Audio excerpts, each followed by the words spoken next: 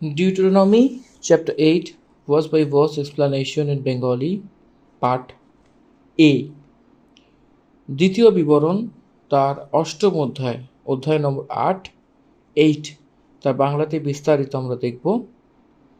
অনুগ্রহ করে আপনারা আপনাদের পবিত্র বাইবেল গ্রন্থ নিয়ে নিজেদেরকে প্রস্তুত করুন। আসুন আমরা শুরু করি। এই অধ্যায়টিতে 20টি পদ লেখা হয়েছে। এই 20টি পদের মধ্যে যে কটি পদ রয়েছে তার মধ্যে সে ভাগটাকে আমরা দেখব। প্রথম থেকে ব্যবস্থাকে পালন করার দরকার এবং তার প্রমুখতা এবং তার বিষয়তে একটা ওয়ার্নিং। দ্বিতীয় পদ থেকে নিয়ে 6 পদ অবধি সেই পদের ভাগে ইসরায়েলীদেরকে পরমেশ্বর কেন পরীক্ষা নেন আর কীরকম সেই পরীক্ষা করে সেই বিষয়তে বিবরণ দেওয়া হয়েছে। 7 পদ থেকে 9 পদ অবধি সেই পদের যে ভাগ রয়েছে সে কানান দেশের বিষয়ে বিবরণ। 10 থেকে নিয়ে 20 পদ অবধি আটদিকে উন্নতি হওয়ার পরে যাওয়ার যেটা বলতে লাগে সেই ভাগে আমরা দেখতে পাই। এই সব বিষয় আমরা 8 অধ্যায়তে দেখতে পাই, সেটা প্রমুখ ভাগ। তো আসুন আমরা প্রথম পদকে পড়ি, অধ্যয়ন করি।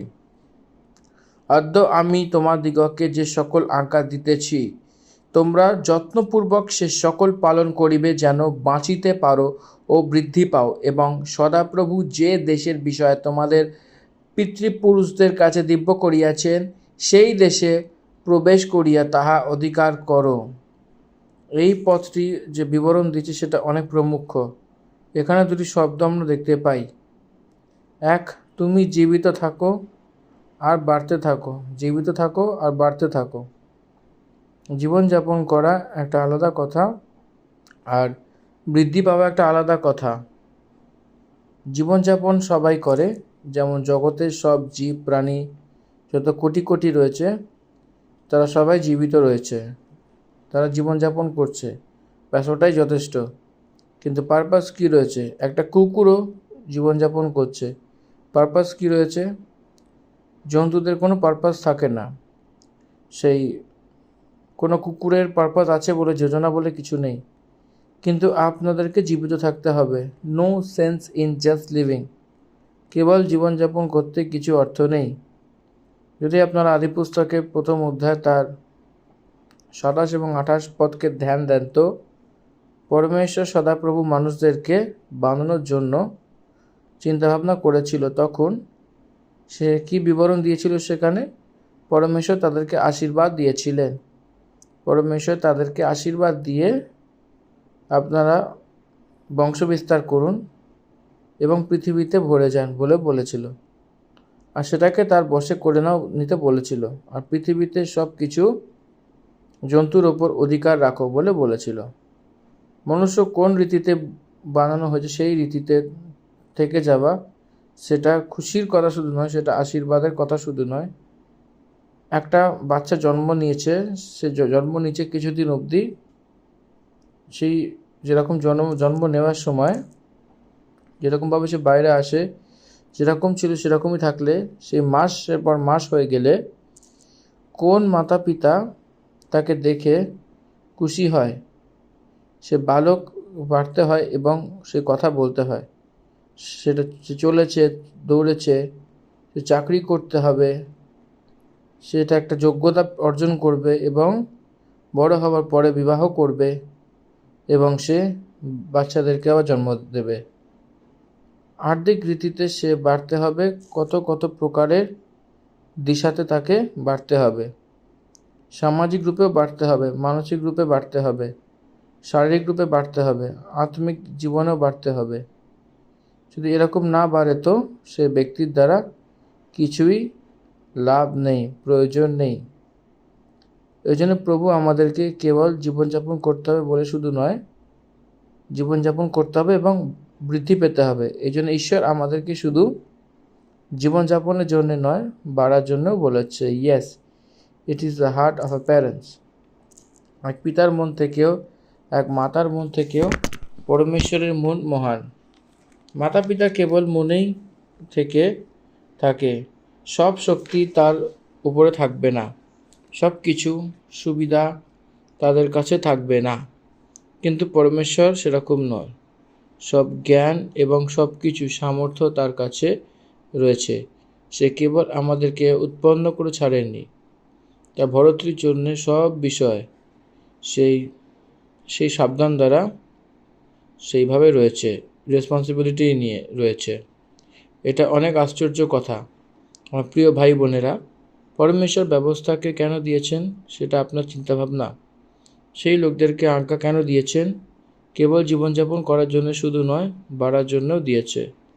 এক ব্যক্তি সম্পূর্ণ মনুষ্যের রূপে আসার জন্য, হবার জন্য আজ্ঞা অনেক জরুরি।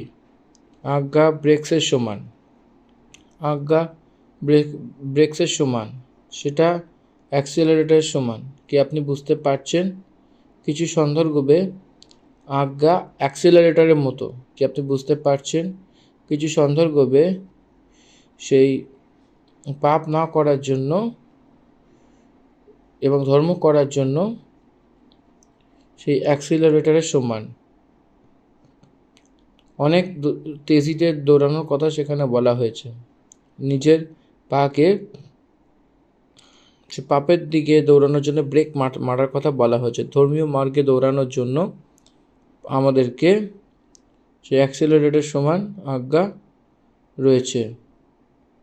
জীবনে পুরো আজ্ঞা পালন করতে হবে, সেই জীবনযাপন করার জন্য বলে বলা হয়। সমৃদ্ধি জীবনের কারণ হয়। পরীক্ষা কিছু কালই অবধি থাকে। সেই পরীক্ষার দ্বারা যে পাঠ আমরা শিখি, সেই পরীক্ষার মধ্যে দিয়ে পাঠকে সেই দেখায় সেইভাবে পরীক্ষা হয়। সেই আজ্ঞার সমান, এটা আমাদেরকে বুঝতে হবে। সেই আজ্ঞা প্রমুখতা, এটা আমাদেরকে বুঝতে হবে। সেই আজ্ঞার মধ্যে থাকা সেই আশীর্বাদ আমাদেরকে পেতে হবে বলে পরমেশ্বরের একটা ইচ্ছা রয়েছে। এইভাবেই আমাদেরকে এগিয়ে যেতে হবে। ঈশ্বরীদেরকে ব্যবস্থা এই কারণে দেওয়া হয়েছিল। প্রথম পদে যেটা বলছে, আমি তোমাদিগকে যে সকল আজ্ঞা দিয়েছি যা তোমরা যত্নপূর্বক সে সকল পালন করিবে, যেটা বাঁচিতে ও বৃদ্ধি পাও। দেশে যাওয়া কোনো আশ্চম্বিত নয়। দেশকে অ্যাকসেপ্ট করাই সেখানেই একটা আশীর্বাদ রয়েছে। সেই বৃদ্ধি হওয়াতেই একটা আশীষ রয়েছে। দেশে প্রবেশ করা কোনো আশ্চম্বিত নেই, কিন্তু দেশে প্রবেশ করে সে বৃদ্ধি হওয়া সেটা আশ্চম্বিত একটি কথা। ইয়েস, গডস ইন্টেনশনস আর এন্টায়ারলি ডিফারেন্ট। নিজের বিষয়তে তার উদ্দেশ্য অনেক প্রমুখ রূপে থাকে, অত্যাধিক রূপে দেখা দেয়। আকাশ আর পৃথিবীকে যে অন্তর রয়েছে, যত উঁচু রয়েছে, সেই চিন্তাভাবনা রয়েছে, সেই উদ্দেশ্য রয়েছে। পরমেশ্বর তার উপরে সেরকমভাবে রেখেছেন। হয়তো আপনার মাতা পিতাকে ততটা উদ্দেশ্য সেটার উপর রাখেননি, তাই সেই স্থানেতে সেই বাচ্চা বাড়া উচিত বলে বলা হয়েছে। মেনে নিন একজন গরিব ব্যক্তি, এক সেকেন্ডারি গ্রেডওয়ালা রয়েছে, একটুখানি পড়াশোনা করিয়ে বেশি কষ্ট না পেয়ে কিছু মেরিট লাইফ থাকলে যথেষ্ট, সেই ব্যক্তি ভাবে। কিন্তু পরমেশ্বর সেরকম নয়। লাইফ অ্যান্ড ইটস ফুলনেস, জীবনের অনেক উচ্চ স্থানের অনুভব এক মানব বিশ্বাসী দেখতে হবে বলে পরমেশ্বর চায়। এই জন্যে সেই কোরের মধ্যে থেকে দিনকে উচ্চ করার জন্য রয়েছে। আপনারা ধ্যান দেবেন, এসব যে বন্দিত ছিল, সিংহাসনে ছিল, ভেরোর মাঝে চরবাহের রূপে, সে ভেরো চরবাহার রূপে যা ছিল, দাউদকে সে মানুষের উপর চরবাহার রূপে প্রভু রেখেছিলেন। সে ভেরোকে চড়ানোর জন্য ইমানদার ছিল, সেরমভাবে সে ইসরায়েলি সেই চড়ানোর জন্য এক মানুষের সেই একটা গ্রুপকে অনেক জনতার ঝুঁডকে ইমানদারি রূপে যে ছিল সেই সবাইকে বহুতায় রূপে আশীর্বাদ করতে করতে এসেছিল, এবং সেই অধিকারী হতে হবে এবং সেই অ্যাকসেপ্টও করতে হবে। You have to inheritance which things God had wanted. পরমেশ্বর যে কার্য আপনাকে দিয়েছেন সেটাকে আপনাকে পেতেই হবে, অ্যাকসেপ্টও করতে হবে। অ্যাকসেপ্ট করতেই হবে বলে যে কথাটা বলছে সে বিষয়ে সেটাকে অ্যাকসেপ্ট করতে হবে বলে যে আপনি ভাববেন, তখন আপনারা লড়তে শুরু করবেন। জয় পেতে হবে, তখন আপনি সেটাকে অ্যাকসেপ্ট করতে পারবেন। জয়ের জীবন থাকার মতো, জয়ের জীবন থাকা উচিত। সেটাই হলো বৃদ্ধি, ভিক্টরি অর এডুকেশন। জ্ঞানের উপর বিজয় পাওয়া, অনেক বিদ্যমান হতে হবে, সেটাকে পেতেই হবে। ভালোভাবে যাঞ্চ করা, অনেক সামর্থ্যের রূপে হওয়া উচিত। আনন্দ রূপে জ্ঞানকে অ্যাকসেপ্ট করা, সেভাবে ইনক্রিজিং ইন দ্য লর্ড। আপনার হৃদয়তে দিনভর দিন সেটাকে আনন্দিত বৃদ্ধি হওয়া উচিত। সমাজে দিনভর দিন আপনার নাম ও আপনার বড়াই তার ঝন্ডা থাকা উচিত। That is the will of God for you. কোনো পুত্র নার্স হতে গেলে, সে নিকাম্বা হতে হলে কেউ কোনো পিতা চাইবে না। কোনো পিতা হয়ে আমরাই নিজেরা সে বাচ্চাদের জন্য এরকম ভাবি, সে এক ভালো পরমেশ্বর তার থেকে বেড়ে চায়। যে আজ্ঞা আমি তোমাকে আজকে শোনাচ্ছি সেই সব কিছুর উপর চলার চৌকসি করো। The secret is following the commandments of god. Success আসা উচিত। Follow the principles of god. ঘুমানোর সময়, জাগার সময় এই আজ্ঞাকে পালন করা। কমান্ডার্সের কমান্ডসকে, সেই কমিউনিকেশনসে, সেই 80% which you receive every day. আপনি প্রতিদিন যে মস্তিষ্কে যেটা পান, সেই 80%, 80% উল্টো রূপে 95% সেই থটসই আসবে, তাও 95% ফ্রেশও। এই জন্য check your thoughts, find out your thoughts for the scriptures. বচনের মধ্যে থেকে আপনার চিন্তা ভাবনা আসার মতো সেরকমভাবে আজ্ঞা থটসের রূপে থাকা। পরমেশ্বরের চিন্তাভাবনা আজ্ঞাই রয়েছে। আমরা তো আমাদের বেস্টের জন্য চিন্তাভাবনা করি, কি জানেন? পরমেশ্বরের আজ্ঞা যদি আমরা রেগুলার ফলো করি তো আমরা টপ পজিশনে থাকি। পরমেশ্বর সেই কথাটা জানেন, এই জন্য সে রিটেন করেছেন, the more you follow God's work you will reach the highest. আপনি এক মহান স্থিতিতে পৌঁছাবেন।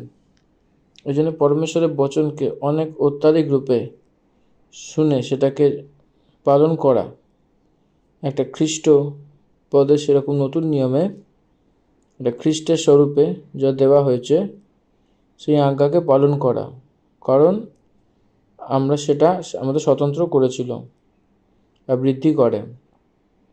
দ্বিতীয় পদ অনেক গম্ভীর রূপে রয়েছে, অনেক চিন্তাভাবনার বিষয়, এটা মনে রাখবে। আর তুমি সেই সমস্ত পথ স্মরণে রাখিবে যে পথে তোমার ঈশ্বর সদাপ্রভু তোমাকে এই 40 বছর প্রান্তরে যাত্রা করিয়াছেন, যেন তোমার পরীক্ষা করিবার নিমিত্তে, অর্থাৎ তুমি তার আজ্ঞা পালন করিবে কিনা এই বিষয়ে তোমার মনে কি আছে জানিবার নিমিত্তে তোমাকে নত করেন। এটা আন্ডারলাইন করবেন, মানে ডোন্ট ফরগেট, স্মরণ করবেন মানে don't forget. You are walking in the wilderness. আপনি জঙ্গলে চলেছেন, সেই অনুভবকে আপনি কখনোই ভুলবে না, সেটাকে মনে করতে থাকবে, কারণ সেটা পরমেশ্বর আপনাকে দিয়েছেন, কারণ আপনি সেই বচনের আজ্ঞাকারিতা হবেন কিনা সেটা পরীক্ষা করেছিল। তুমি সেই আজ্ঞাকারিতা হবে, সেই পরীক্ষার অর্থ গডস টেস্ট। পরমেশ্বর সে পরীক্ষা বলে যে শব্দ রয়েছে সেটা যাচাই করার জন্য পরমেশ্বর কখনোই কাউকেই কোনো পরেশান করেন না, বিরক্ত করেন না। কোনো মানুষই পরমেশ্বরের কারণে সে পরেশানি হয় না, সেটা কখনো হয় না। God never tempts, only test. পরমেশ্বর কখনো পরীক্ষা করেন না, করায়। পরীক্ষা পাপ করার জন্য সেটা উত্তেজিত করে এবং পরীক্ষা বিজয়ের তরফে নিয়ে যায় এবং সেই অন্তরের মতো টেম্পটেশনস টেস্ট ইংলিশে রয়েছে স্পষ্টরূপে জানা যায়। এই জন্য সেই আজ্ঞাকে আপনি মানবেন কি না, যে পরীক্ষার কথা বলা হয়েছে, আপনার হৃদয়তে পরমেশ্বরের অধীন হবেন কি না সেটা জানবার জন্য জঙ্গলে রাখা হয়েছিল। কারণ জঙ্গলে সেই ক্ষুধার্ত এবং পিপাসিত এবং ধূপ, জঙ্গলে সেই দুঃখ, সেখানে রেখেছিল টেস্ট। সেরকম টেস্ট করার জন্য পরমেশ্বর 40 বছর নিয়েছিল। First generation failed, second generation তাদের মধ্যে থেকে বেরিয়েছে। এই জন্য জঙ্গলে যাত্রাকে কখনো ভোলা উচিত নয়, কারণ সেটা পরীক্ষার কাল। 1 বছর পরে ব্যক্তিকে ফাইনাল এক্সামস কত অবধি থাকে, ইন্টারমিডিয়েট যে পড়েন তার 5 সাবজেক্টস থাকে এবং সেই এক্সামসের মধ্যে 5 × 3 15 15 ঘন্টা পরীক্ষা হয়। সো ইন্টারমিডিয়েট পড়ার জন্য 1 বছর ধরে পড়লে এবং জুনিয়র সিনিয়র পড়লে পরীক্ষা আওয়ার্স অনলি 15 ঘন্টা। পুরো মাসের পর মাস পড়ে কিছু ঘন্টাতে লেখা, কিছু ঘন্টাতে পরীক্ষা নেওয়া হয়। এই জন্য পরীক্ষার কাল অনেক অল্প, কিন্তু শেখার এবং অনুভব করা অনেক বেশি কাল। এই জন্যে যা কি আপনি শিখেছেন সেসব কিছু পরীক্ষাতে বোঝা যায়। পরমেশ্বরের কথা শোনেন কি না বলে পরীক্ষা করেন, কি আপনি বুঝতে পারছেন। আপনি যেটা বুঝতে পারছেন যে কষ্ট, সমস্যা, গডস টেস্ট, পরমেশ্বর পরীক্ষা করছেন। হরেক পদকে পাওয়ার জন্য পরীক্ষায় নির্ভর। হরেক পদ, বিনা পরীক্ষাতে পদ পাওয়া, সেখানে সে স্থির থাকতে পারবে না, সে পড়ে যাবে। দাউদের বিজয়ের কারণ দাউদ যে পেয়েছিল সে পরীক্ষা। সুলেমানের সেই পতন, পড়ে যাওয়ার সুলেমানের পরীক্ষা হয়। There was no test for someone, no test for Solomon. সুলেমানকে সব এদেন সেই ভার্টিক্যাল এক্সপিরিয়েন্স রয়েছে। বিউটিফুল থিং, পরমেশ্বর সেই স্থানকে তাকে দিয়েছিল সুলেমানকে। শেষে দেখতে গেলে সুলেমান পরমেশ্বরের মন্দিরকে বানিয়ে সেই পরমেশ্বরের মহিমাকে সব জগতে সব থেকে উপরে জ্ঞান পাওয়া ব্যক্তি সুলেমান ছিল। মূর্তি পূজা করে পরমেশ্বর থেকে দূর হয়ে গেছিল।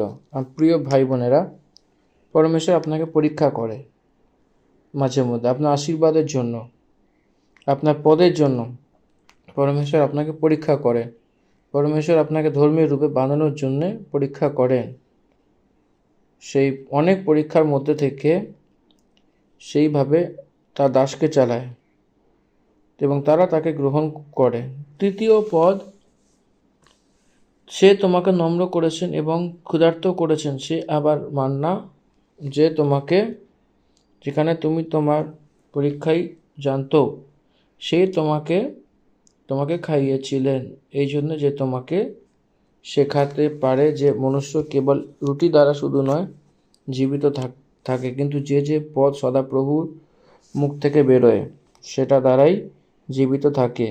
এখানে একটা কথা বলা, পরমেশ্বরই সেই ক্ষুধার্ত হতে দিয়েছে, সেই তাকে নম্র বানিয়েছিল। আপনার মণ্ডলীতে পরমেশ্বর আপনাকে নম্র বানিয়েছেন। আপনাকে ক্ষুধার্ত করবেন বললে কতজন আসে মণ্ডলীতে প্রার্থনার জন্য? পরমেশ্বর সেটা দেবে, ওটা দেবে, সন্তান দেবে, বিজয় দেবে, এটা দেবে, সেটা দেবে, স্বাস্থ্য দেবে, কোর্ট কেসের ওপর জিতিয়ে দেবেন। একটা আশীর্বাদের লিস্ট থাকলে তখন জনতা পরমেশ্বরের চরণে আসে। আপনার পরমেশ্বর নম্র বানিয়ে দেবে, আপনার পরীক্ষা নেবে। ক্ষুধার্ত রাখলে বলে কতজন আসবে? কেউই আসবে না, অনেক কম লোক আসবে। আর এটাই হলো সত্য বিশ্বাস যে আসে। জীবিত থাকতে গেলে মানুষের কি কি প্রয়োজন? পরমেশ্বরের মুখের শব্দ দ্বারাই আসে প্রত্যেকটা কথাতে। কেবল রুটির ব্যাপারে না, বাট পরমেশ্বরের বাক্য যেটা তার মুখ দিয়ে বেরিয়েছে, হরেক শব্দ, সেই গীতসংগীতা, সেই 50 পদে আমরা আমরা দেখতে পাই। সেইভাবে সেই পরেশানিতে, আমার হরেক দুঃখতে সেই শান্তি আমার তার থেকে হয়েছিল। কি আপনি বুঝতে পারছেন? সেই দুঃখতে শান্তি বচনই দেয়। সেই দুঃখে হতে হতে যেতে যেতে হয়, তখন আপনি শান্তি পাবেন। আমরা সমৃদ্ধি ভাবে জীবনযাপন করি না, সমৃদ্ধির কারণে আমরা জীবনযাপন করি না, পরমেশ্বরের কথা অনুসারে আমরা জীবনযাপন করি। এটা কখনো আপনারা ভুলবেন না।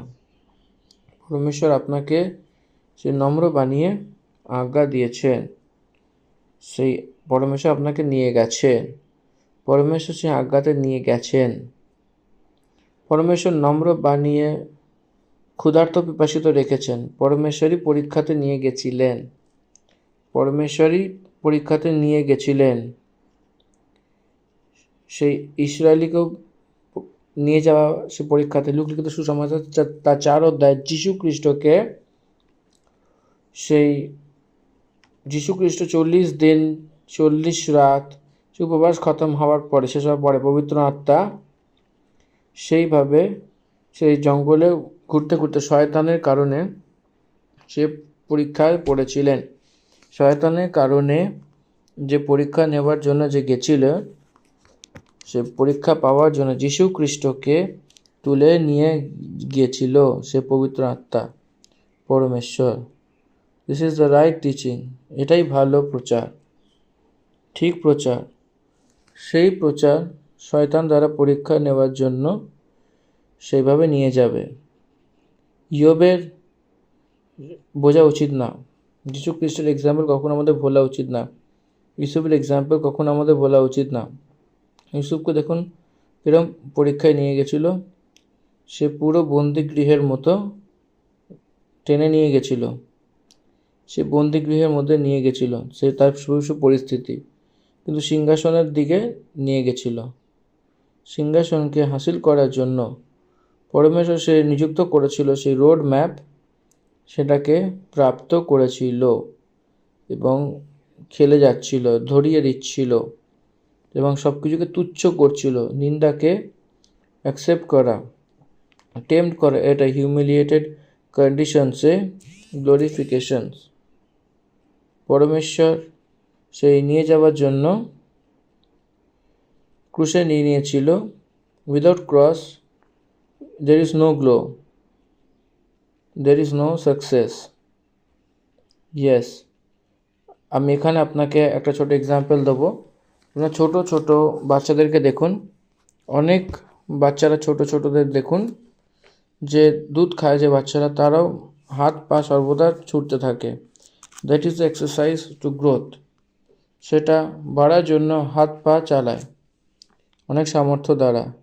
সেটাই কারণ সেই জগতে দেখায় না, এটা তাদের গ্রোথকে কাজে আসে। প্রিয় ভাই বোনেরা, পরমেশ্বরের অধীন হবেন কি না আপনারা, সেটা বলে পরীক্ষা নেওয়া হয়। যীশু খ্রিস্ট কিন্তু পরীক্ষাকে সামনা করে পদের দ্বারা সে সামনা করেছিল। তার পরীক্ষা লুকলিখিত সুসমাচার 4 অধ্যায়তে সেই বচনে আপনারা পড়বেন, সেখানে সে পরীক্ষা দেখা দেয়, যেটা আমি আপনাকে বলেছিলাম। যীশু খ্রিস্টকে ভোজনের জন্য পরীক্ষা নেওয়া হয়েছিল। যীশু খ্রিস্ট পরমেশ্বরের পুত্র বলে তার নিজেকে প্রমাণ দেখানোর জন্য পরীক্ষা নিয়েছিলেন। সেই দূতেরা সেই বলেছিল, শয়তান তাকে চ্যালেঞ্জ করেছিল। সেই পরমেশ্বর সেইভাবে বিশ্বাসীরা সেটা পড়ে যায়, সে বচনের দ্বারাই পরীক্ষা হবে, সেইভাবে পড়ে যায়। ইয়াকুব আর ইসাক সেই ফসলের কালে যখন পেয়েছিল, ইসাক সেই সময় জিজ্ঞাসাবাদ করেছিল যে, হ্যাঁ গো, এত তাড়াতাড়ি তুমি কীরকমভাবে পেয়ে গেলে, সেই খাবার এত তাড়াতাড়ি তুমি কী করে পেলে? জিজ্ঞাসাবাদ করলে, তোমার পরমেশ্বর তোমাকে সেই জন্তুকে আমার সামনে নিয়ে এসেছে বলে বলছিল। এর মানে হি ইনভলভ গড ইন ইট। সেরকমভাবে শয়তান সেই বচনকে দেখায়, শয়তানও বচনকে দেখায় আপনাকে পরীক্ষা নেবার জন্য। অনেক পাস্টার্সরা সে বচনের দ্বারাই এবং সে অর্থকে না গ্রহণ করে রং ডক্ট্রিনসে চলে যায়। বচনকে ভালো রীতিতে গ্রহণ না করার কারণে বচনের বিপরীত অর্থকে নেওয়া, পড়ে যাওয়া এবং সেটাকে ঠিক করে না বোঝার কারণে এর জন্য এক অবিশ্বাসী থেকেও সে বচন না বুঝে সেটা পড়ে যাওয়া, সেটা অনেক গম্ভীর রূপে একটা সিরিয়াস ম্যাটার, মহাপাপের রূপে থাকে সেটা। এই জন্যে বচনকে গ্রহণ করা, বাক্যকে গ্রহণ করা, পরমেশ্বরের সামনে সাবধানতা অবলম্বন করে। দেখুন 3 পদ, সে তোমাকে নম্র করেছিল এবং ক্ষুধার্ত হতে দিয়েছিল। তারপর সে মান্নার মতো যাকে না তুমি ও তোমার না তোমার প্রমুখরাই জানে। এখানে দেখতে গেলে পরীক্ষা তো করা হয়েছিল, কিন্তু তারপরে মান্নাকে খাইয়েছিল। এক কথা মনে রাখবেন, ইসরায়েলিরা মান্নাকে পেয়ে পরমেশ্বরের ওপর টেনশনে পড়ে গেছিল। পরমেশ্বর যেটা দেন সেটা আমাদেরকে সুবিধা, সর্বদা টপ অ্যান্ড বেস্ট। কিন্তু আমরা অন্য লোকদের তুলনা করি, বারণ করে দিই। Don't compare source of god with someone. পরমেশ্বর যেটা দেন সেটা থেকে তুলনা করে কখনো থাকা উচিত না বলে রোমিওর পত্রী আমাদেরকে বলছে। আমি প্রভুর নামে আপনাদেরকে অনুরোধ করছি। পরমেশ্বর আপনাকে, আপনার বাপ দাদা লোকদেরকে যারা জানতো না, বোরকা লোকেরা জানতো না, সেই মান্নাকে দিয়ে তৃপ্ত করেছে। কি আপনারা এটা জানেন? স্বর্গদূতের ভোজন যেটা দেওয়া হয়েছিল মান্না, হিউম্যান জেনারেশনসে উইল্ডারনেসে যেটা রয়েছে সেই লোকদেরকে কেবল পাওয়া গেছে। কেবল জঙ্গলে থাকতে গেলে সেইভাবে এক প্রজন্ম সেটাকে খেয়েছিল। অবিশ্বাসের কারণে স্বর্গলোকের মধ্যে থেকে যেটা আসা মান্না সেটা দিয়ে মারমিটা হয়েছিল। অন্য প্রজন্মের লোকেরা সেখানে ছিল এবং তারাও করেছিল। তারা কানান দেশে প্রবেশ হয়ে প্রথম ফসল যে করেছিল, যতক্ষণ না আসেনি ততক্ষণ পর্যন্ত মান্না বর্ষাতে লাগলো। ফার্স্ট ক্রপ তারা ভোজন করার মতো পরমেশ্বর তাদেরকে সেইভাবে দেখেছিল। এইভাবেই আমাদের এটা বুঝে নিতে হবে। কিন্তু এখানে একটা বিশেষ প্রমুখতা আমরা কি বলবো, যে পরমেশ্বরের যে আজ্ঞা, পরমেশ্বরের যে বাক্য, সেই বাক্যর অধীনে চলা। কারণ যখন আমরা পরীক্ষায় পড়ি সেই সময়তেও আমরা জানি যে একটা কথায় আছে, যখন আপনারা পরীক্ষায় পড়বেন তখন আপনারা ধন্যবাদ দেবেন, পরীক্ষা থেকে উত্তীর্ণ হবেন। That is making you more strong in faith. আর একটা বিশ্বাসীকে এই জিনিসটা তাদের প্রতি প্রচণ্ডভাবে দরকার হয়। শুধুমাত্র আজকে বলে নয়, মানুষের দৈনন্দিন জীবনে প্রতিটা মুহূর্তে এই পার্টিকুলারলি এই বিষয়গুলি দরকার পড়ে। কারণ পরীক্ষা যখন হয় তখন কিন্তু ঈশ্বর দেখেন আমাদের হৃদয়। আজকে হৃদয়ের মধ্যে থেকেই বোঝা যায় আমরা কতটাই ঈশ্বরের প্রতি আমরা নির্ভরশীল, ঈশ্বরের প্রতি আমরা কতটাই না ভরসা করি। দ্বিতীয়ত যদি আমরা বলি যে এই যে আমরা যখন প্রার্থনা করি, অনেক সময় আমরা পরীক্ষায় পড়ার সময় আমরা অধৈর্য হয়ে পড়ি কি না? সেই অধৈর্য হওয়ার সময়তে অনেক সময় অনেকে বিশ্বাসীরা, যারা বিশেষ করে নতুন বিশ্বাসী, প্রভুর পথ থেকে সরে যান। কিন্তু প্রভুর পথ থেকে সরে গেলে কি হয়? দল কারভারি হচ্ছে শয়তানের। ঈশ্বরের বাক্য কিন্তু শয়তানও জানে। একটু আগে আমি যেটা বললাম, শয়তান বাক্য দেখিয়ে শয়তান তাদেরকেও কিন্তু মাঝে মধ্যে প্রলোভনে ফেলে সরিয়ে দিচ্ছে। কিন্তু ধন্য সেই ব্যক্তি যে ঈশ্বরের বাক্যকে ধরে রাখে, ঈশ্বরের বাক্য অনুসারে চলে, নো ম্যাটার হোয়াট। প্রত্যেকটা মুহূর্তে ঈশ্বরের বাক্য নিয়ে আলোচনা করে, ঈশ্বরের বাক্যতে ঢুকে থাকে এবং সে বাক্য অনুসারে সে চলে। এইভাবেই একজন খ্রিস্ট বিশ্বাসীর স্পিরিচুয়ালিটি আত্মিকভাবে বৃদ্ধি হয়। এটাই হলো মূল উদ্দেশ্য, যেটা আমাদের প্রত্যেককে এখানে বোঝা উচিত। ফার্স্ট ক্রপ তারা যখন তাদের হাতে ফসল এসেছিল, ভোজন পেয়েছিল, পরমেশ্বর মান্নাকে আটকে দিয়েছিলেন। সেই জেনারেশন কতটাই আশিসময় একবার দেখা উচিত। এক এক জেনারেশন অনেক ব্লেসেড জেনারেশন হয়। একদিকে দেখতে গেলে কষ্ট করা জেনারেশনসের রূপে দেখা যাচ্ছে, সেই প্রভিশনসে পাওয়া সেই জেনারেশনে বলা হয় পরমেশ্বর কেবল কষ্টকেই দেখে ছাড়ে না, প্রভিশনসও দিয়েছেন, সেটাকে যা দরকার সেই সুবিধাও দিয়েছে। সেই পরমেশ্বর কখনো হাত ছাড়ার মতন হয়, তার সুলঝাভ দেখানো পরমেশ্বর।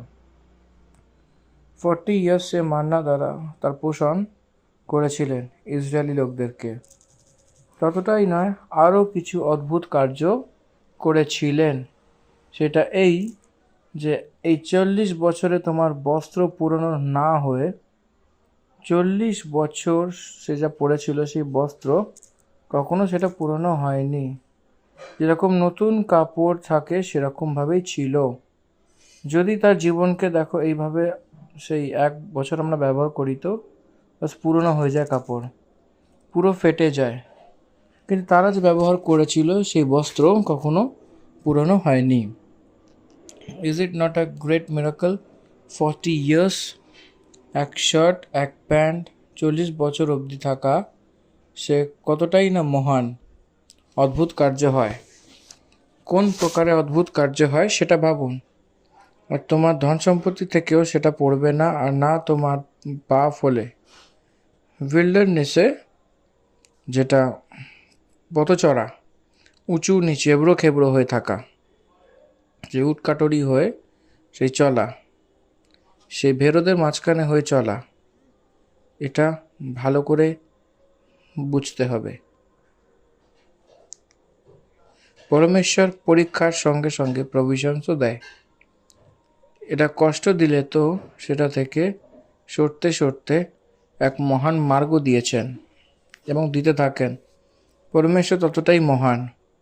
তারপর সে তার মনে এই বিচার করো যে কেউ তোমার সন্তানকে সে তাড়না দেয়, সেরকমই তোমার পরমেশ্বর সদাপ্রভু তোমাকে তাড়না দেয়। এই জন্য তোমার পরমেশ্বর সদাপ্রভুর আজ্ঞার পালন করতে করতে তার মার্গের ওপরে চলা এবং সেই ভয় মেনে চলা। এক পিতা এক সন্তানকে যেরকম তাড়না দেয়, সেই রীতিতে, এর অর্থ কোনো পিতা তার সন্তানকে নষ্ট হতে হবে বলে নয়, তাড়না দেয় না। সেটা বাড়তে হবে, আশীর্বাদিত হতে হবে বলে সাজা দেয়। সে আশীর্বাদিত হতে হবে, সে প্রয়োজক হতে হবে, সে লায়ক হতে হবে বলে আরেক পিতা তার পুত্রকে সাজা দিতে দিতে আসে। সেই প্রকারের রূপে দেখতে গেলে সে তোমাকে সাজাতে অর্থাৎ তাড়নাতে নিয়ে গেছিল, নাকি সেই সাজা দেয়নি বলে তোমার জানার জন্য। তোমার পরমেশ্বর সদাপ্রভু সেই আজ্ঞাকে পালন করে সে তার মার্গে চলে এবং তার ভয় মানতে থাকো। আজ্ঞাকে পালন করতে করতে যদি চলি, সেই তাড়না শুরু হয়েছে। আর যদি মিলিটারিতে এবং সিভিলিয়ানে সেই অন্তর কি আমি বলবো, সেই মিলিটারি তাদের হেয়ার কাট তাদের উদ্দেশ্য দ্বারা হয় না। সেই যুদ্ধতে যখন থাকে, সেই ট্রেনিংয়ে যখন থাকে, তাদেরকে তার উদ্দেশ্য দ্বারা ডায়েট তাদের ইচ্ছা হয় না। তারা যেটা দেয় ডায়েট সেটাকেই নিতে হয়, নাকি সে তার নিজের ইচ্ছার অনুসারে হয়। যেটা তাদের দরকার সেটাই দেওয়া হয়, নাকি তারা যেটা চায় সেটা দেওয়া হয় না। এই জন্যে সাজা। মিলিটারিতে জয়েন হওয়া লোকেরা এক সিভিলিয়ান কোন প্রকারের রূপে থাকে, মিলিটারি ট্রেনিং পুরো করে যখন বাইরে বেরিয়ে আসে, সেই সময় সিভিলিয়ান কীরকম থাকে, ফিজিক্স থেকে নিয়ে, অ্যাটিটিউড থেকে নিয়ে, ফিটনেস থেকে নিয়ে সব কিছু বদলে যায়, দেখা যায়। যেরকম এক সিভিলিয়ান ডিসিপ্লিনের রূপে থাকে, ইউ ক্যান ইজিলি আইডেন্টিফাই এটা military person, it is very easy to identify. সেটাকে চেনা অনেক সরল রূপে জানা যায়। সুশিক্ষিত সৈনিক সেই রীতিতে সামান্য লোকদেরকে ভিন্ন রূপে দেখা দেয়। সেই রীতিতে দেখা দেয় খ্রিস্ট বিশ্বাসীদের সেই প্রকারের জীবন, সেই জীবনের দ্বারা, তার ব্যবহারের দ্বারা সে দেখা দেয়, প্রকট করা। এক ব্যক্তিকে আমরা আন্দাজা দিতে পারি যে তার ব্যবহারের দ্বারা, তার বিহেভিয়ারের দ্বারা। অর্গানাইজেশনাল বিহেভিয়ার বলে এমবিএতে একটা টপিক থাকে।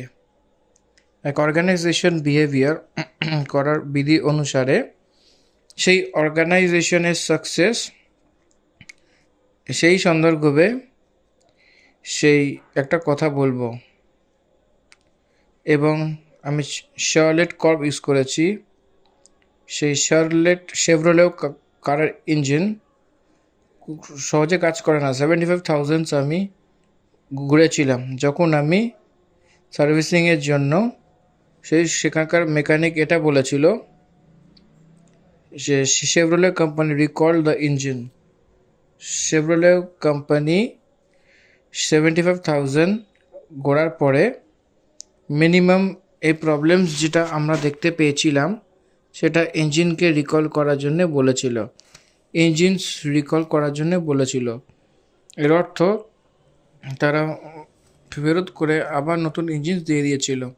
কি আপনি এটা বুঝতে পারছেন? কেন বলে জিজ্ঞাসাবাদ করলে সেই কোম্পানির প্রতিষ্ঠা, সেই কোম্পানির কমিটমেন্ট, পরমেশ্বরও তার বাচ্চাদের উপরে প্রতিষ্ঠিত জীবনযাপন করেছিল। পরমেশ্বরের সন্তানেরাও পরমেশ্বরের জন্য প্রতিষ্ঠিত হয়ে জীবনযাপন করা সেটা চাইছিল। পরমেশ্বর চান সেই ছায়ার রূপে আমাদেরকে জীবনযাপন করার জন্য প্রভু চায়। ইউনিক পিপলের রূপে আমরা থাকার জন্য সে চাইছিল। এই জন্যে সে অনেক পরীক্ষাতে দিক থেকে চালায়। গভর্নমেন্ট স্কুলে এবং কর্পোরেট স্কুলে সেই কি আছে বলে, কর্পোরেট স্কুলে সে উইকলি টেস্ট থাকে, ডেইলি টেস্ট থাকে, মান্থলি টেস্ট থাকে, উইকেন্ড টেস্ট থাকে। কিন্তু গভর্নমেন্ট স্কুল সে কোয়ার্টারলি, হাফ ইয়ারলি, অ্যানুয়ালি শুধু এই 3টে পরীক্ষা থাকে। এই জন্যে কতটাই থাকে না কেন সে ততটা নিশ্চিত হয়। এই জন্য পরমেশ্বর হার দিন, প্রতিদিন পরীক্ষার মধ্যে থেকে হয়ে তোমাকে চালাতে থাকে। এটাকে আপনাকে চিনতে হবে। আজ্ঞাকে রেখেছেন প্রভু এখানে।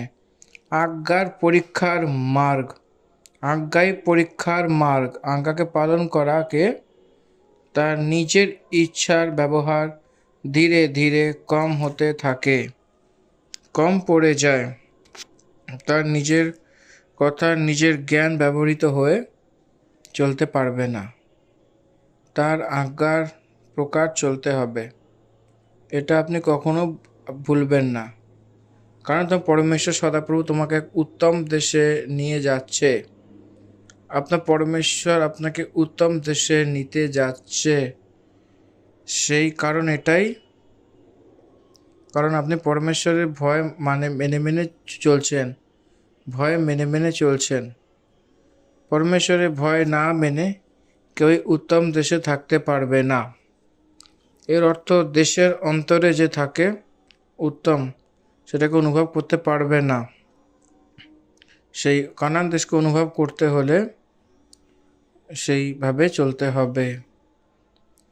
সেই পরমেশ্বরের ভয় মানা, সেই দেশে ভালো ফল সব কিছু তুমি অনুভব করবে।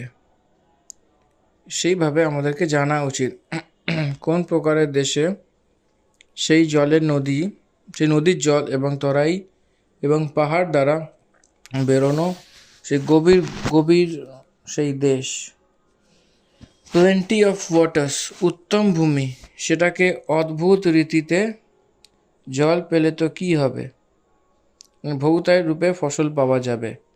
Gods combination are such. এক ফসল ভূমিকে ভালোভাবে ফসল দেওয়ার মতনই পরমেশ্বর করবে। তার পাশে গেহু ও দ্রাক্ষালতা, অঞ্জির এবং আনারুর দেশ ছিল।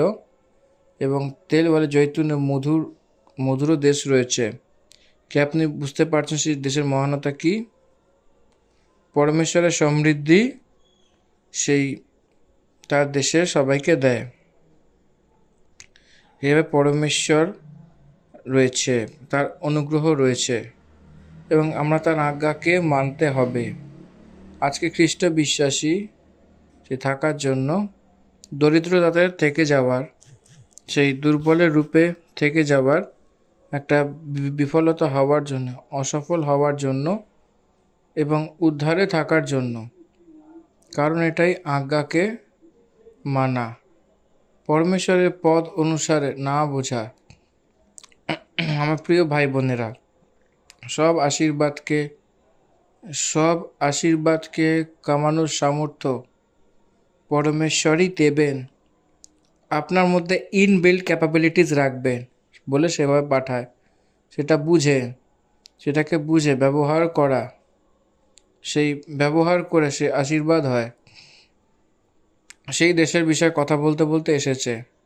সেই দেশে অনেক কিছু এক্সপেন্সিভ হবে না, দামি হবে না, সেখানে কোনো পদার্থের ঘাটতি হবে না, আর নাই সেখানে তোমাকে কোনো পদার্থের ঘাটতি হবে।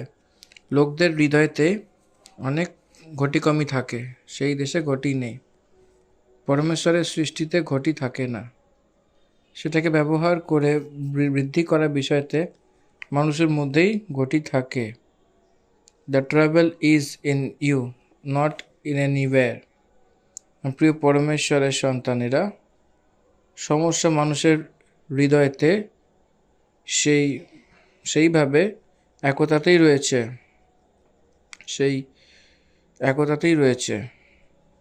পরমেশ্বর যেখানে দিয়েছে একতাতেই রয়েছে, আর পরমেশ্বর সেখানে ব্যবহার করা এবং ব্যবহার না করা সেই বিষয়ে নির্ভর করা। নাই সেখানে তোমাকে কোনো পদার্থের ঘটি হবে, আপনাকে কোনো প্রকারের ঘটি না হওয়ার মতো ডিজাইন করা হয়েছে। সেখানে পাথর লোহার মতো, এবং সেখানে পাহাড়ের মধ্যে থেকে তুমি থাম্বা খুঁড়ে বার করতে পারবে, তুমি পেট ভরে খাবে। আর সেই উত্তম দেশের কারণ যে তোমার পরমেশ্বর সদাপ্রভু তোমাকে দেবে, সেটাকে ধন্য মানবে। আমরা অ্যাটমোস্ট পয়েন্টে চলে এসেছি, আমরা সেটাকে ধন্য মানছি। ধন্য মানা, আপনার পরমেশ্বর সদাপ্রভু আপনাকে যা দিচ্ছেন সেই দেশের কারণ আপনি পরমেশ্বরের ধন্য মানা। পরমেশ্বর আপনাকে দিচ্ছেন সেটা বিশ্রামের কারণে, আপনি পরমেশ্বরকে ধন্য মানুন। কিছু কাল আগে তো আপনাকে মিশর দেশে শান্তি ছিল না।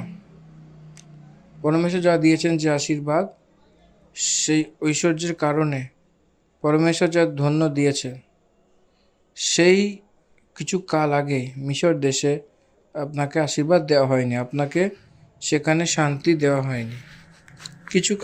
এই সময় তো সব কিছু সমৃদ্ধি অনুভব করছে। পরমেশ্বর যা দিয়েছেন এই দেশের কারণে পরমেশ্বর তার স্তুতি করতে হবে। দেশকে পূজা করা নয়, পরমেশ্বরকে পূজা করতে হবে। দেশ পরমেশ্বরের কারণে দেওয়া হয়েছে। A country is gifted by God. A nation is gifted by God. So এখানে আপনারা ক্রিয়েশনকে ওয়ার্শিপ করবেন না, ক্রিয়েটরকে ওয়ার্শিপ করুন। সৃষ্টিকে নয়, সৃষ্টিকর্তাকে আরাধনা করুন, তারই আরাধনা করুন। এই কারণে মনুষ্য কোথায় আটকে গেছে? পরমেশ্বরের স্থানে মূর্তিকে দেওয়া আর প্রারম্ভ করেছিল। পরমেশ্বরকে পিতার রূপে মানা উচিত ছিল, কিন্তু জগৎকে পিতার রূপে মানতে লাগলো। সে স্থিতিতে পৌঁছে গেছিল। কি আপনি বুঝতে পারছেন? জগৎকে তার মায়ের সমান এবং তার সৃষ্টিকর্তার রূপে মানে। এই জগৎ মনুষ্যকে ব্যবহার করার জন্য পরমেশ্বর মানুষকে সৃজন করে দিয়েছিল, কিন্তু মানুষ এই জগৎই আমাকে জন্ম দিয়েছে বলে ভাবে। এই জন্যে ভূমাতা বলে, ভূদেবী বলে অনেকে বলে। আমার প্রিয় পরমেশ্বরের সন্তানেরা, পরমেশ্বরের স্থান আমরা সৃষ্টিকে দিচ্ছি, সেইভাবে অনেক ভুল। এবং পরমেশ্বরকে দেওয়া শিখতে হবে এবং সেই নিবাস করব। উত্তম দেশ কখন হয়েছিল? সেই সুবিধার কারণে কি উত্তম দেশ হয়েছিল? সেখানকার লোক ভালো ভালো থাকার মতো কি দেশে কখনো কোনো ঘাটতি ছিল না, নো ক্রাইসিস। মানুষদের মধ্যেই ক্রাইসিস রয়েছে। আজ দেখুন ক্রুয়েলটি কত বেড়ে গেছে। আজ দেখুন সোশ্যাল মিডিয়া পুরো হিংসা, হর জায়গায় হিংসা হিংসা হচ্ছে। অশ্লীলপন, অপবিত্রতা, মিথ্যা, এটা কে রয়েছে বলে সব মানুষদের মধ্যে, আলাদা সেট অফ পিপল বলে বলা যায় না। সব মানুষদেরকে এই অশ্লীলতা, এই হিংসা, সব কিছু রয়েছে। আমার প্রিয় পরমেশ্বরের সন্তানেরা, পরমেশ্বর আপনাকে একটা ভালো উত্তম দেশে প্রবেশ করাচ্ছে। আমাদেরকে বলেছিলেন যে ধন্য বলার জন্য, তো আমরা ধন্য বলা শিখব। পরমেশ্বর যা করেছিল যে আমাদের সে স্তুতি করা শিখতে হবে, সেইভাবে পরমেশ্বরকে শিখতে হবে। পরমেশ্বর যা করেছিলেন সেই পরমেশ্বরের স্তুতি করা আমাদেরকে শিখতে হবে এবং ধন্য মানা mandatory. You must praise your God. আপনার পরমেশ্বরকে আপনাকে আরাধনা করতেই হবে।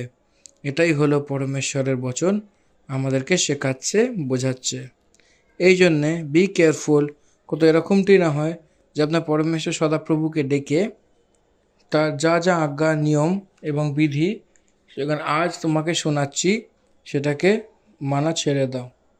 এরকমটি না হয় যখন তুমি খেয়ে তৃপ্ত হয়ে যাও এবং ভালো ভালো ঘর বানিয়ে এবং সেখানে থাকতে লাগো এবং তোমার গায়ে ব্যাল ভেড় বকরি সব কিছু নিয়ে এবং তোমার সোনা চাঁদি এবং সব প্রকারের ধন সম্পত্তি বেড়ে যায়, তখন তোমার মন অহংকার সমে যায় এবং তোমার সদাপ্রভু পরমেশ্বর তাকে ভুলে যাও যে তোমাকে দাসত্বর ঘরে অর্থাৎ মিশর দেশ থেকে বার করে নিয়ে এসেছিল।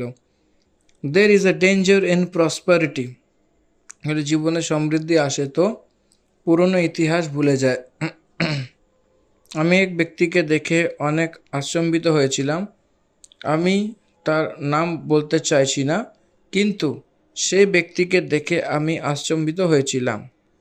তার স্থানে তার ঘর নেই, তার স্থানে সে নিবাস করার কারণে সে অহংকারী হয়ে গেছিল। এই প্রকারের লোক অনেক রয়েছে। প্রিয় ভাই বোনেরা, পরমেশ্বর যা দেয় সেটাকে ভয়ের রূপে যদি আমরা ঘমণ্ডী হই, অহংকারিত হয়ে যাই, তো that is the terrible condition. সুলেমানও সেরকমই ছিল। পরমেশ্বর যা দিয়েছেন সেই স্থান রূপে সম্পত্তির কারণে সে ঘমণ্ডী হয়ে গেছিল। সে হৃদয় দ্বারা ভরকে গেছিল, মূর্তিদের পিছনে হয়ে গেছিল। অহংকার তার জীবনকে ফেলে দেয়, মনে রাখবেন। তখন পরমেশ্বর কি করেন জানেন? আর সেই বড় এবং ভয়ানক জঙ্গলে থেকে নিয়ে এসেছিল, যেখানে তেজ এবং সর্প এবং বিচ্ছু রয়েছে, এবং সেই শুকনো দেশে সে তোমার জন্য চকমক সেই চট্টান দ্বারা জল বার করেছিল।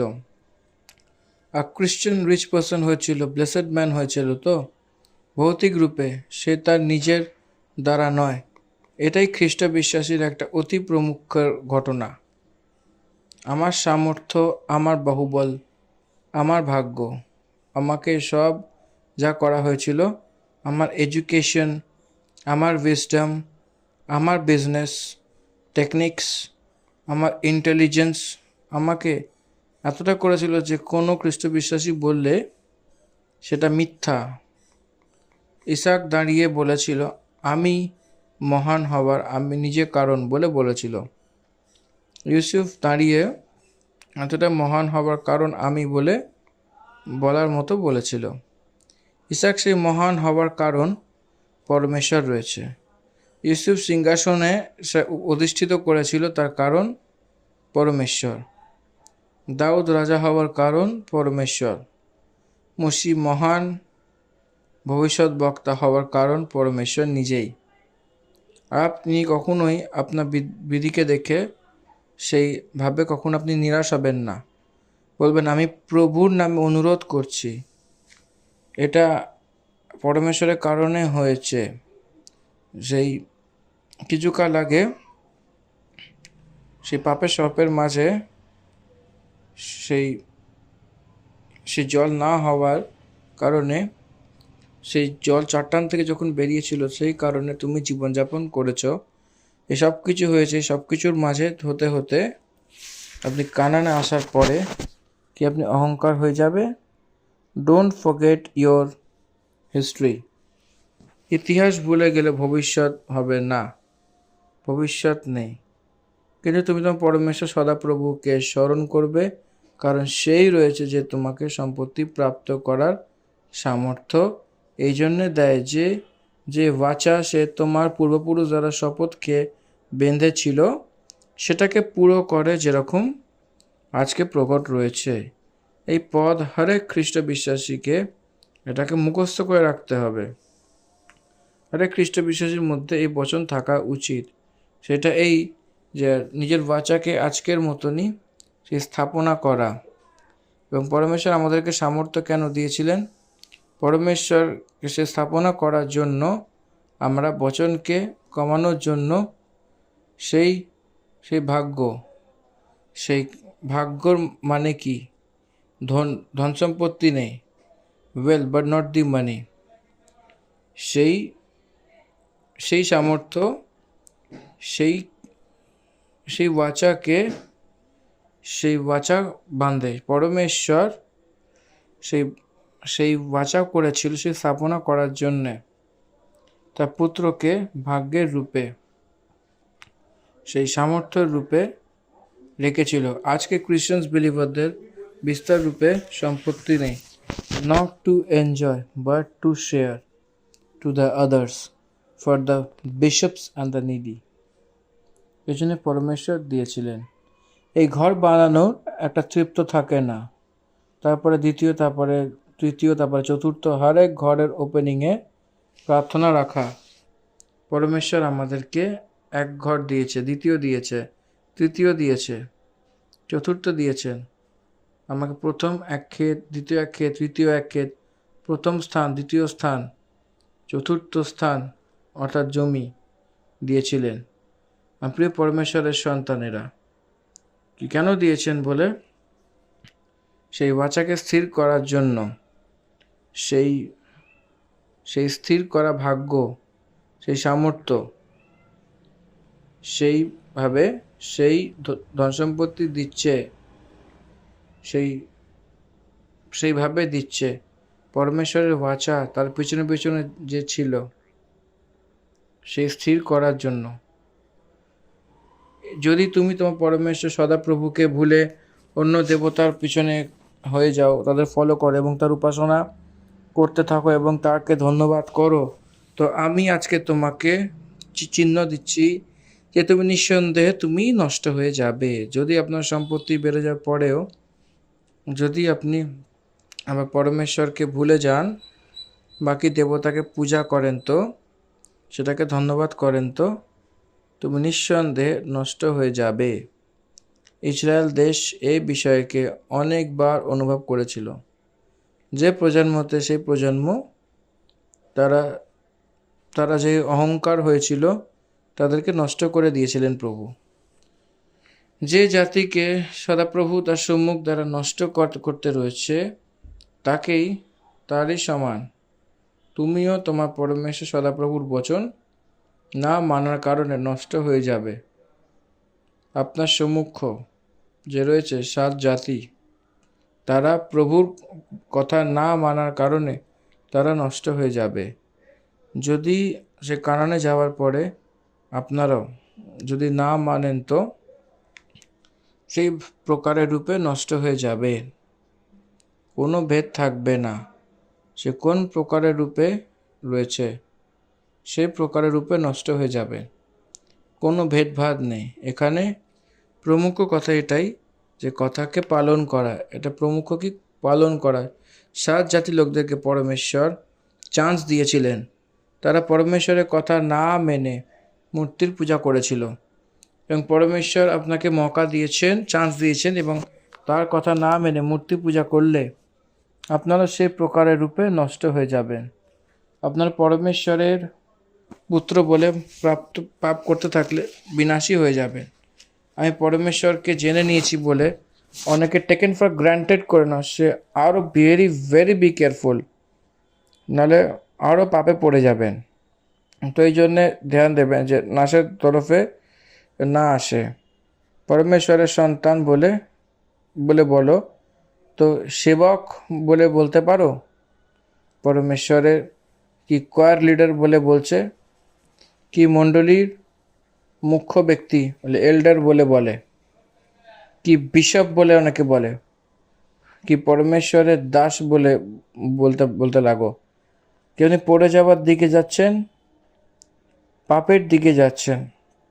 Be careful. পরমেশ্বর তোমাকে কতটাই আশীর্বাদ দেবে, কতটাই সেটা বাস্তবিক। আর যদি পরমেশ্বরকে ছেড়ে দাও তাও তোমাকে পড়তে দেবে না, ততটাই নিশ্চয় থাকো। পরমেশ্বর কতটাই প্রেমী, ততটাই ন্যায় করে, সেই ভোলা উচিত না। সেইভাবে ক্রুশের ওপর মৃত্যু হয়েছিল, সেই ন্যায় সেই নিযুক্ত করেছিল। আপনার উপর যে ভালোবাসা দেখিয়েছিলেন, সেইভাবে জীবনযাপন করতে বলেছিল।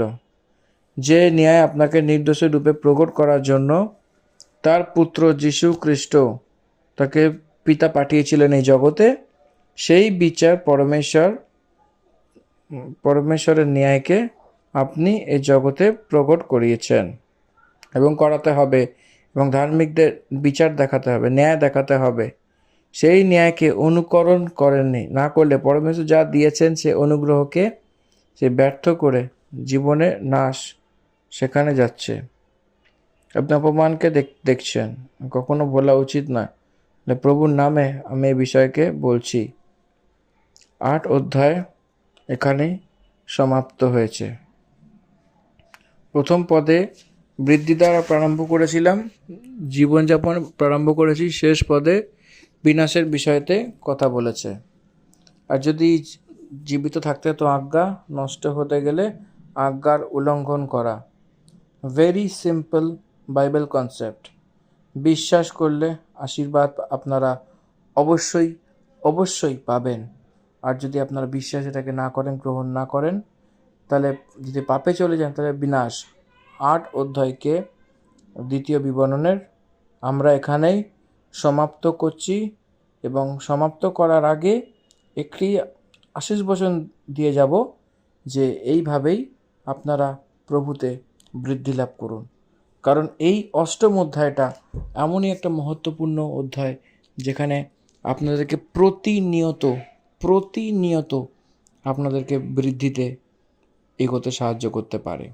শুধু তাই নয়, এই 8ম অধ্যায়ের মধ্যে যে বিশেষ আমরা দেখলাম ইসরায়েলের প্রতি ঈশ্বরের দয়া, এই দয়া জিনিসটাই খুবই মহত্বপূর্ণ। 20টি পদের মধ্যে আমরা শুধু নয় আর অনেক কিছু শিখেছি।